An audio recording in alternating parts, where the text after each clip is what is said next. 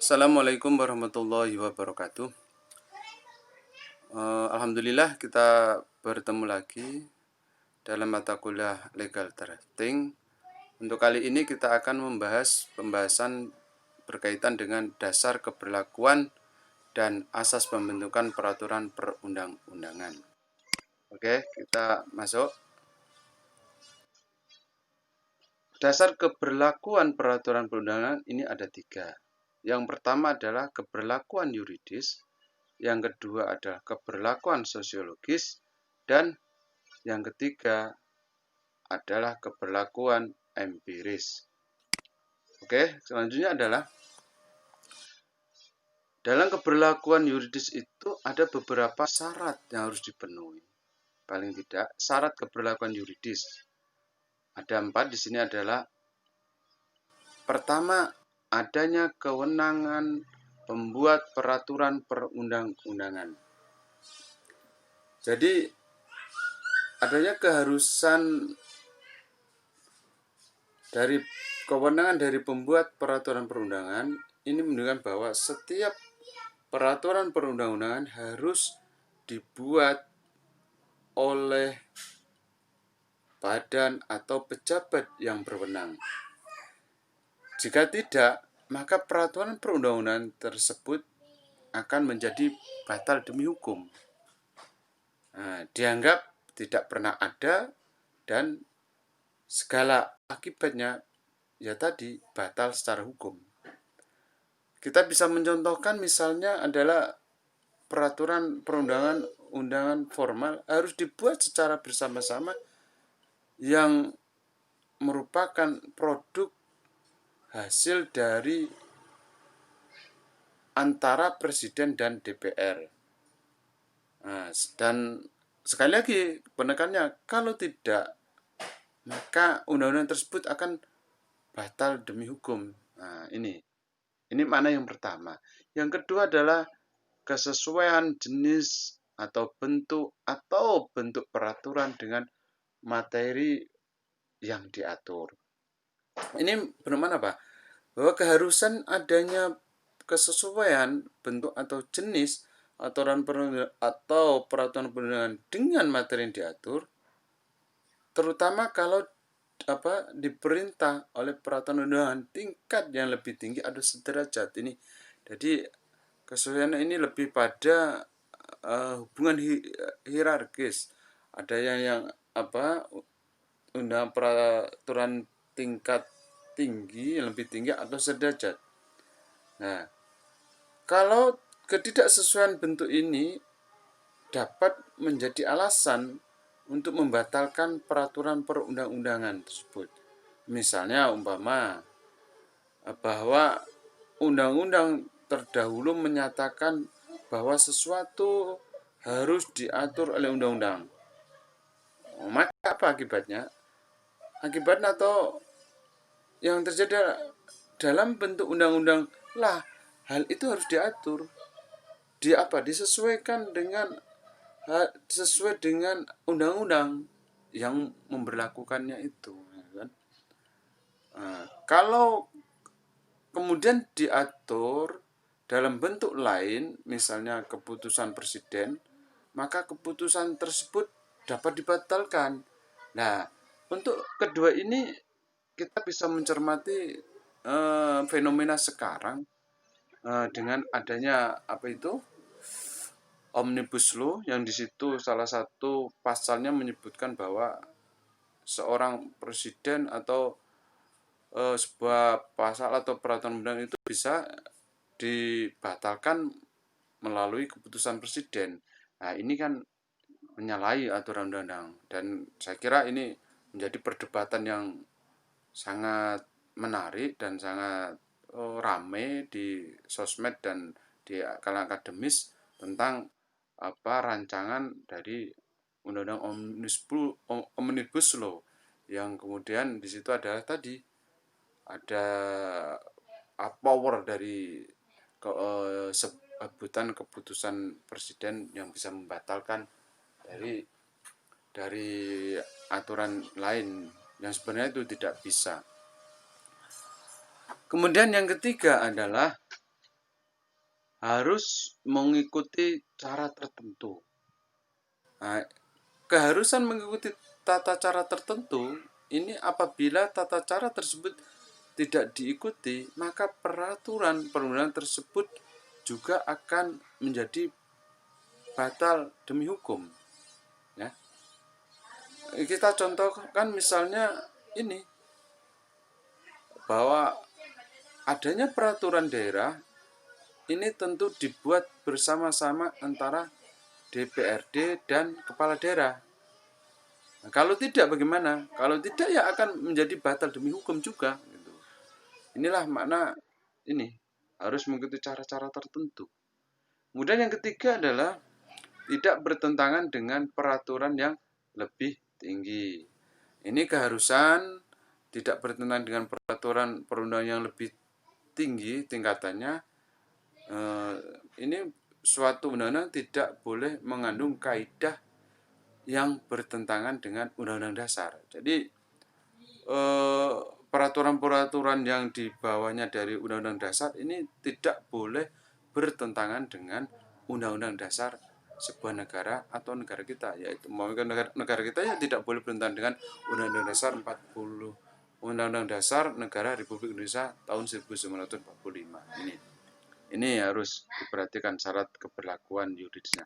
Kemudian adalah kita masuk kepada keberlakuan empiris. Keberlakuan empiris ini adalah kita melihat bahwa keberlakuan empiris dapat dilihat melalui sarana penelitian empiris. Penelitian empiris tentang apa? Tentang perilaku masyarakat. Ya. Perilaku masyarakat.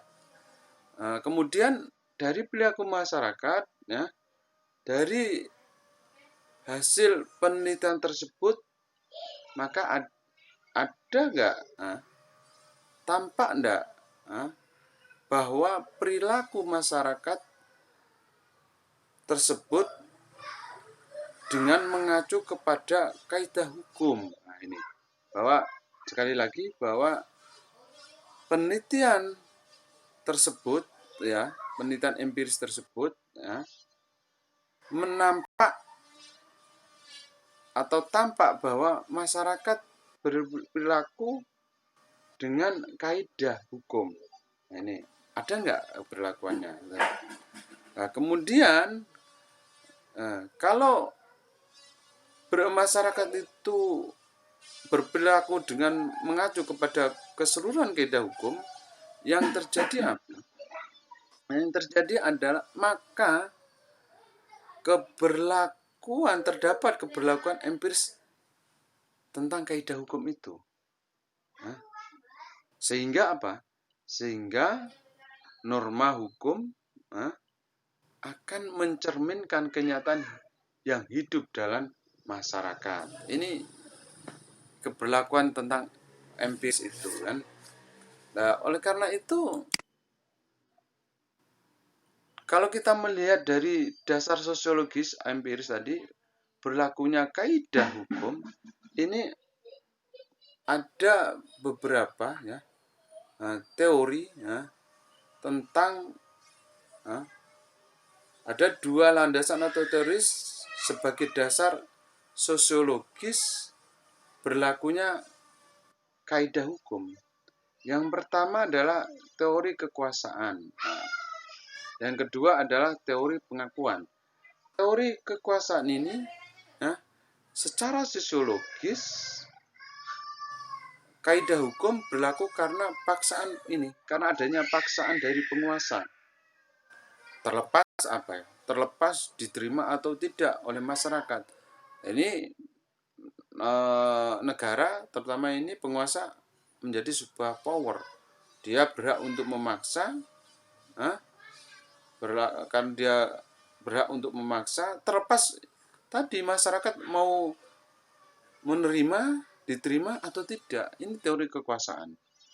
Kemudian teori kedua adalah teori pengakuan, bahwa kaidah hukum berlaku berdasarkan penerimaan. Nah, bahwa dalam teori pengakuan ini bahwa kaidah hukum itu berlaku berdasarkan penerimaan masyarakat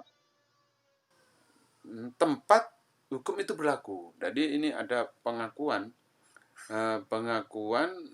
dari penerimaan masyarakat di tempat sebuah peraturan atau hukum itu berlaku. Nah, ini yang tentunya yang kita harapkan bahwa berlakunya kaidah hukum ini paling tidak harus mendapat pengakuan dan diterima oleh masyarakat. Masyarakat di mana kaidah hukum itu atau hukum itu diberlakukan. Oke, kemudian ada beberapa faktor yang mempengaruhi dalam hal penegakan hukum ini. Yang pertama adalah faktor substansi hukum. Faktor substansi hukum di sini dimaksudkan adalah lebih pada aturan, norma, pola perilaku nyata masyarakat yang berada dalam sistem itu. Substansi juga berarti produk yang dihasilkan oleh orang yang berada dalam sistem hukum itu. Dan ini mencakup keputusan yang mereka keluarkan atau termasuk di dalamnya aturan baru yang mereka susun. Nah, oleh karena itu substansi juga mencakup living law, hukum yang hidup dan bukan hanya aturan yang ada dalam kitab-kitab, aturan dan bukan hanya yang ada dalam buku-buku, aturan yang ada hanya istilahnya di dalam sebuah kitab-kitab yang cenderung hanya normatif gitu kan. Tetapi lebih dari itu adalah mencakup hukum yang hidup dalam masyarakat. Inilah faktor substansi hukum itu. Kemudian yang kedua adalah faktor struktural. Faktor struktural ini adalah bagian yang tetap bertahan. Bagian yang memberi semacam semacam bentuk dan batasan terhadap keseluruhan. Kalau di Indonesia, misalnya jika kita berbicara tentang struktur sistem hukum Indonesia, maka termasuk di dalamnya adalah struktur institusi penegak hukum seperti seperti kepolisian, kejaksaan, dan pengadilan. Juga termasuk unsur struktur jumlah dan jenis pengadilan, yuridiksinya, ya. Yuridiksinya termasuk dalamnya adalah jenis kasus yang berwenang untuk diperiksa serta bagaimana dan mengapa. Nah, jelasnya adalah struktur. Oleh karena itu jelasnya adalah faktor struktur bagaikan gambaran atau foto yang diam yang berhenti bergerak. Ini diumpamakan begitu. Kemudian yang ketiga adalah faktor kultural. Faktor kultural ini lebih dalam hal sikap manusia dan sistem hukum kepercayaan, nilai pemikiran serta harapan. Nah, atau dengan kata lain, kultur hukum adalah suasana pikiran sosial yang menentukan bagaimana hukum digunakan, dihindari atau disalahgunakan. Inilah faktor kultural. Kemudian selanjutnya adalah kita tadi ada keberlakuan yuridis, empiris. Sekarang kita masuk pada keberlakuan filosofis. Keberlakuan filosofis ini lebih pada kita menilai harapan masyarakat.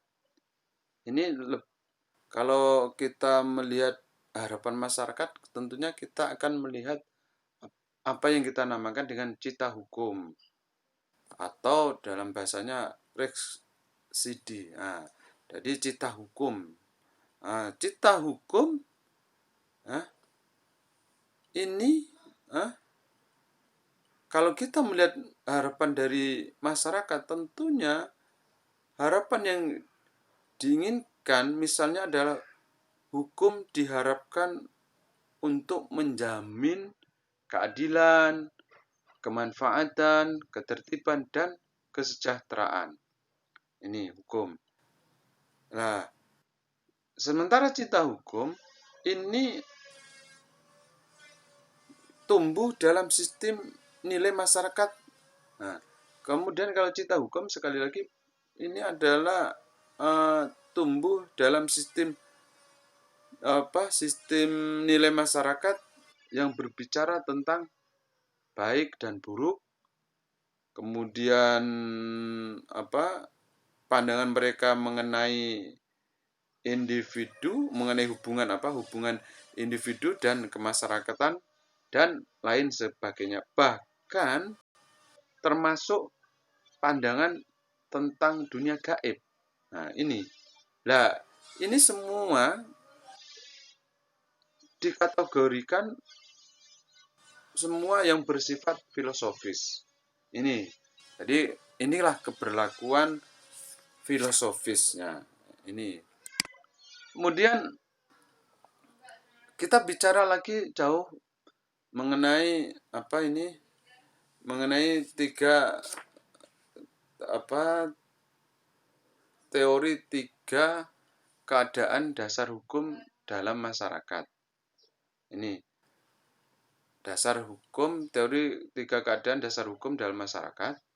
Yang pertama itu kita bicara tentang hukum represif. Yang kedua adalah hukum otonom. Yang ketiga adalah hukum responsif. Ketiga ini diungkapkan oleh Philip Nonetz dan Philip Selznick. Nah, kita ulas satu. Yang mulai pertama adalah hukum represif. Nah, hukum represif ini yaitu hukum yang merupakan alat kekuasaan represif. Nah, hukum represif ini banyak mengandalkan paksaan tanpa memikirkan kepentingan yang ada di pihak rakyat atau masyarakat. Sehingga perhatian atau paling utama hukum represif ini adalah dengan terpeliharanya dan diterapkannya tata tertib, ketenangan umum, pertahanan otoritas, dan penyelesaian pertikaian. Sehingga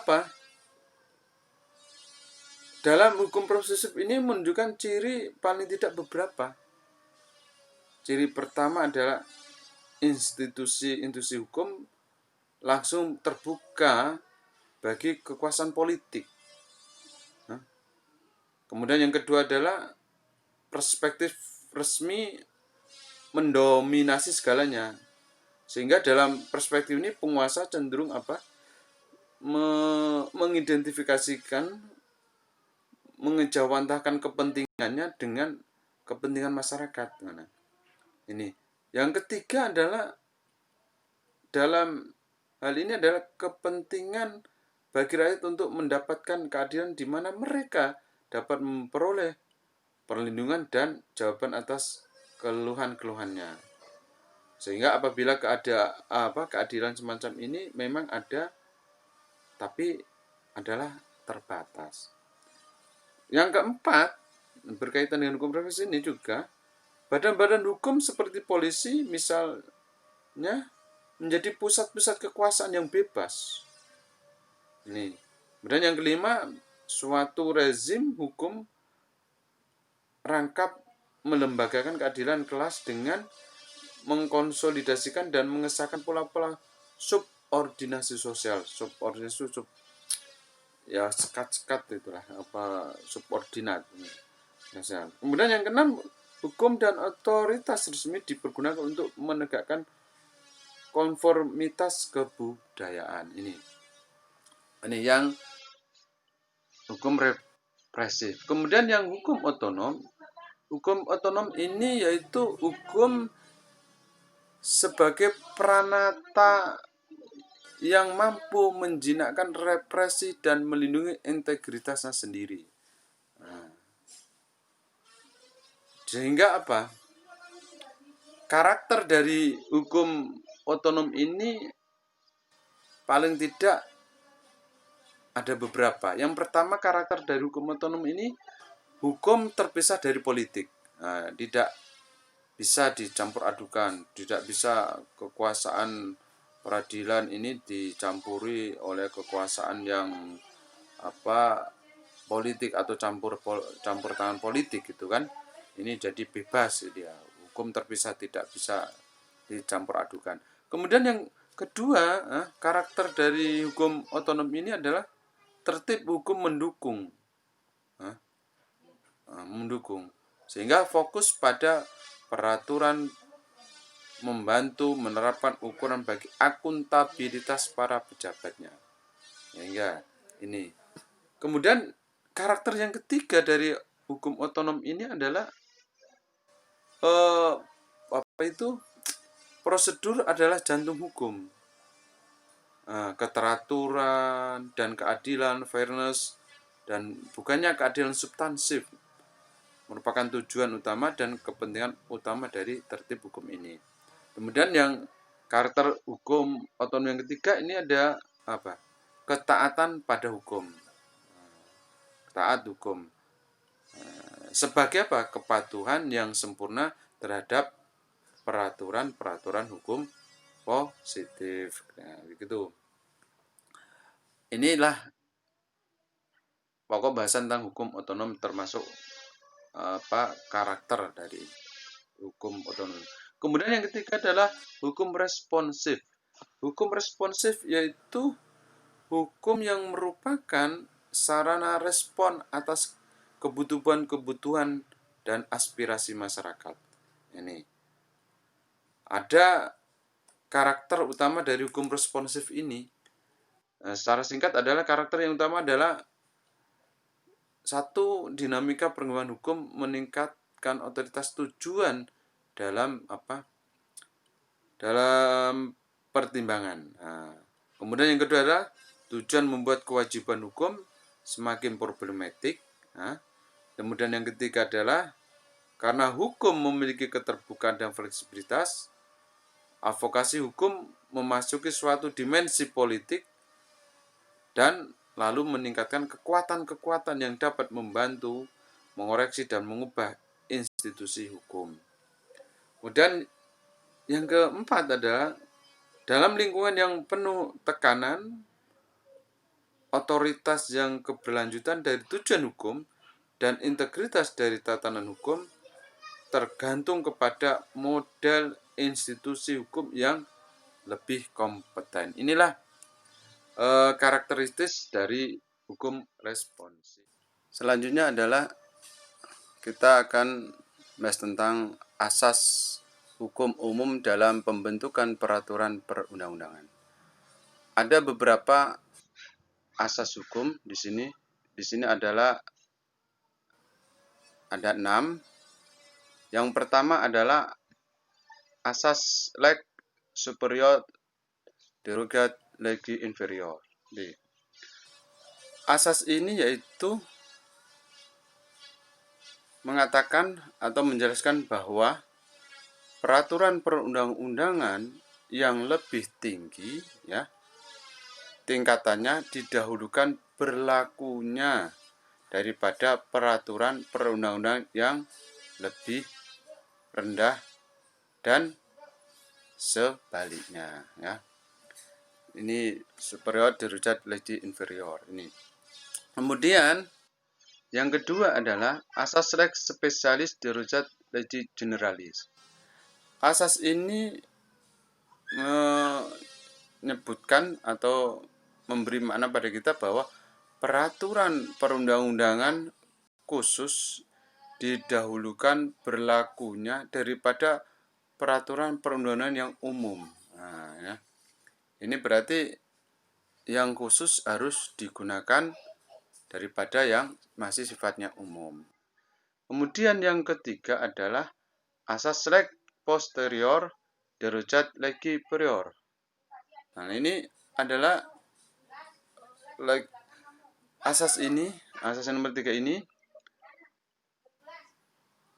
mengatakan apa? Bahwa peraturan perundang yang baru didahulukan berlakunya daripada yang terdahulu. Nah, ini menderujat bisa berarti maknanya juga ini yang baru apa? Menghapus bisa atau menderujat ya yang terdahulu. Jadi yang baru inilah yang berlaku gitu. Kemudian yang keempat adalah asas lex neminem coget ad impossibilia. Ini adalah menjelaskan bahwa peraturan perundangan yang tidak memaksa seseorang untuk melakukan sesuatu yang tidak mungkin dilakukan, atau lebih sering disebut dengan apa itu? Asas kepatutan. Nah, ini kan ya kan tidak mungkin kan memaksa seseorang yang itu tidak mungkin dilakukan. Nah, ini kan harus apa? Asas kepatutan dalam nomor 4 ini. Kemudian yang kelima adalah asas leg perfecta. Nah, asas ini adalah menyebutkan bahwa peraturan perundang-undangan tidak saja melarang suatu tindakan, tetapi juga menyatakan tindakan terlarang itu batal. Nah, ini next perfecta ini harus jelas ini. Kemudian yang ke-6 adalah asas non retroaktif. Nah, yaitu menyatakan bahwa peraturan perundangan tidak dimasukkan bahwa sekali lagi ulangi, peraturan perundangan tidak dimaksudkan untuk berlaku surut karena akan menimbulkan kepastian hukum. Nah, ini tidak asas non retroaktif ini tidak asas tidak berlaku surut lah gitu gampangannya. Ini tapi dalam beberapa undang-undang juga menyebutkan bahwa undang-undang itu berlaku surut dan tergantung tujuannya dan tergantung tingkat bisa dikatakan sepenting dan tidaknya bahwa asas ini berlaku surut atau tidak. Tetapi asas umumnya adalah sekali lagi bahwa asas hukum umum yang utama sebenarnya adalah asas itu non retroaktif atau tidak berlaku surut. Oke, kemudian selanjutnya kita membahas tentang asas pembentukan peraturan perundang-undangan kalau kita merujuk pada pasal 5 Undang-Undang Nomor 12 Tahun 2011 tentang pembentukan peraturan perundang-undangan. Ada beberapa asas. Yang pertama adalah asas kejelasan. Yang kedua adalah asas kelembagaan atau organ pembentuk.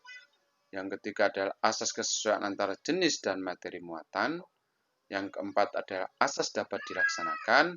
Yang kelima adalah asas kedayagunaan dan kehasilgunaan. Dan yang keenam adalah asas kejelasan rumusan. Dan yang ketujuh adalah asas keterbukaan. Oke, kita masuk yang pertama mengenai asas kejelasan tujuan. Dalam undang-undang ini disebutkan yang berkaitan dengan kejelasan adalah menyebutkan begini.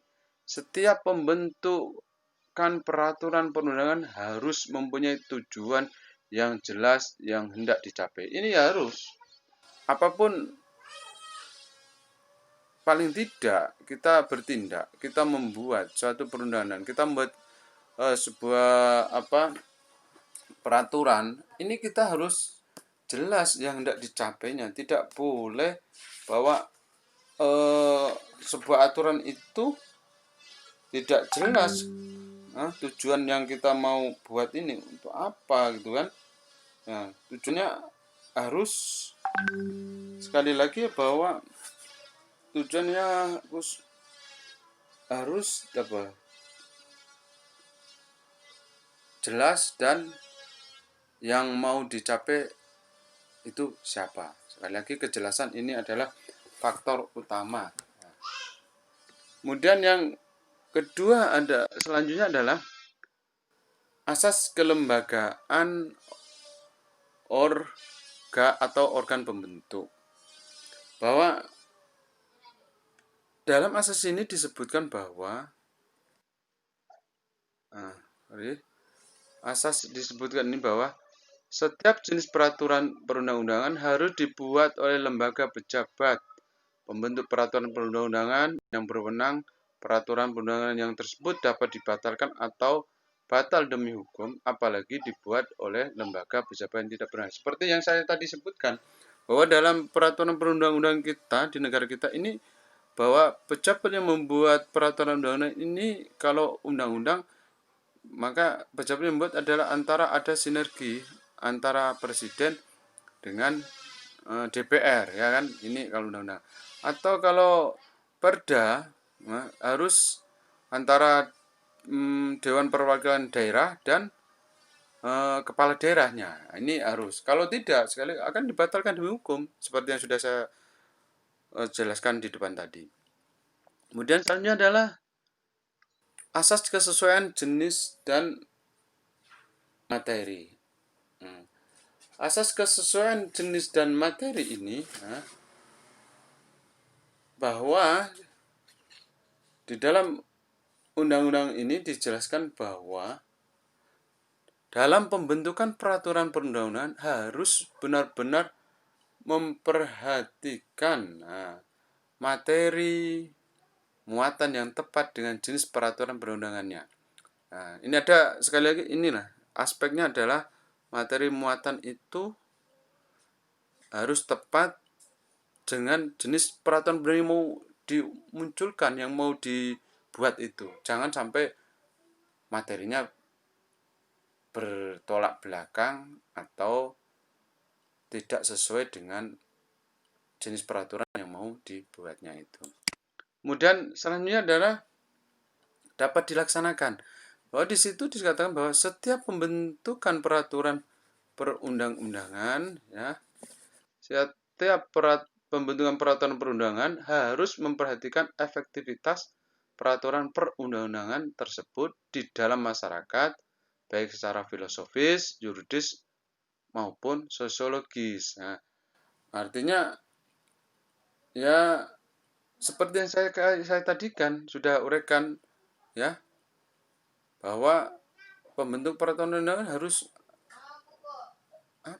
harus mempertimbangkan efektivitas perundang yang mau dibuat itu dengan melihat aspek sosial masyarakat secara filosofis, yuridis, dan sosiologis. Dan ini sekali sudah saya ungkapkan tadi di depannya tadi. Kemudian selanjutnya yang asas kedayagunaan dan kehasilgunaan, bahwa setiap peraturan perundang-undangan dibuat karena memang benar-benar dibutuhkan dan bermanfaat dalam mengatur kehidupan bermasyarakat, berbangsa, dan bernegara.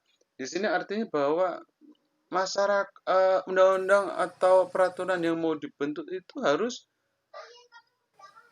bermanfaat untuk masyarakat luas, dan itu memang sesuatu yang harus diperlukan masyarakat, bukan pada aspek untuk golongan atau kepentingan ras tertentu, tetapi lebih pada aspek bahwa peraturan perundang itu memang dibutuhkan oleh masyarakat luas Indonesia dan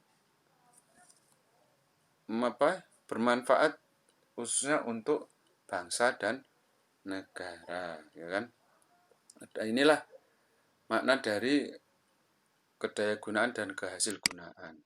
Kemudian yang selanjutnya adalah kejelasan rumusan. Ini disebutkan bahwa setiap peraturan perundang-undangan harus memenuhi prasyarat teknis penyusunan peraturan undangan, sistematika dan pilihan kata atau terminologi, serta bahasa hukumnya jelas dan mudah dimengerti sehingga tidak menimbulkan berbagai macam interpretasi dalam pelaksanaannya. Ini harus jelas. Dalam merumuskan suatu peraturan atau membuat peraturan harus terminologi atau pengertian dari istilah maksudnya yang terkandung dalam peraturan itu harus jelas. Ya, bahasa hukumnya juga jelas, mudah dimengerti, dan sekecil mungkin, nah ini sekecil mungkin menimbulkan apa? Banyak interpretasi dalam pelaksanaannya. Karena nanti kalau multi tafsir yang banyak belum jelas, ini akan mudah, akan menimbulkan banyak tafsiran dan tidak menutup kemungkinan sebuah peraturan atau mungkin kalau di sini adalah undang-undang akan rawan untuk di judicial review kan. Nah, ini makanya dibuat sejelas mungkin biar tidak terjadi macam-macam interpretasinya. Inilah makna dari kejelasan rumusan. Kemudian yang selanjutnya adalah keterbukaan. Ini disebutkan bahwa proses pembentukan peraturan perundang-undangan mulai dari perencanaan, persiapan, penyusunan, dan pembahasan bersifat transparan dan terbuka. Sehingga dengan demikian seluruh lapisan masyarakat mempunyai kesempatan yang seluas-luasnya untuk memberikan masukan dalam proses pembentukan peraturan perundang-undangan. Saya kira proses keterbukaan ini sangat baik sekali kan dalam asas-asas pembentukan ini. Karena apa? Bahwa sebuah peraturan undang ini akan menjadi lebih sempurna, menjadi apa? Dalam tanda kutip tidak cacat hukum, dan kemudian bisa diterima lebih jauh lagi diterima oleh masyarakat. Maka proses pembentukannya mulai dari ini, dari perencanaan. Kemudian setelah perencanaan itu persiapan, kemudian penyusunannya, dan bahkan di tingkat pembahasan ini harus transparan dan terbuka. Artinya transparan terbuka ini bahwa pembentukan peraturan itu harus tidak ada sekat lah, tidak terjadi dalam ruang tertutup, ya, tetapi terbuka untuk seluruh masyarakat, terbuka atas apa? Masukannya bagaimana tentang proses pembentukan peraturan yang mau diubah ini kan. Dan anggota legislatif mungkin dalam hal ini juga harus apa? Legowo. Legowo artinya saya memaknai di sini adalah menerima masukan dari seluruh lapisan masyarakat, terutama dari orang yang mempunyai kepentingan terhadap peraturan ini, kemudian orang yang lebih tahu tentang peraturan yang mau dibuat ini, ya umpamanya tentang membuat tentang aturan tentang nelayan, ya diajaklah orang nelayan ini, diajak sharing, diajak bagaimana kehidupan nelayan dan macam-macam. Nah ini, dan tidak kalah penting lagi juga mungkin melibatkan dengan akademisi. Nah, akademisi ini penting sehingga akademi ini adalah paling tidak diakui oleh sosok yang tanda kutip mungkin masih objektif, dan tentunya dia dalam memberikan masukan, memberikan pemikirannya, dia didasarkan pada ilmu. Sehingga ini dengan melibatkan seluruh lapisan masyarakat ini, maka saya yakin sebuah peraturan yang dibentuk ini nanti juga akan menjadi sebuah peraturan yang sempurna, walaupun tidak ada yang sempurna, tapi paling tidak meminimalisir gesekan-gesekan di dalam masyarakat nanti sewaktu peraturan undang-undang ini sudah menjadi peraturan undang ini yang dibahas ini sudah menjadi sebuah undang-undang nanti. Karena apa? Kenyataannya umpamanya sudah dibahas, sudah melibatkan masyarakat luas dan sangat open, terbuka, maka dari sini pendidikan ini akhirnya tidak banyak gesekan dan akan lebih diterima oleh masyarakat, dan lebih jauh lagi undang-undang ini juga akan berguna untuk masyarakat, bangsa, dan negara. Ini yang lebih penting. Inilah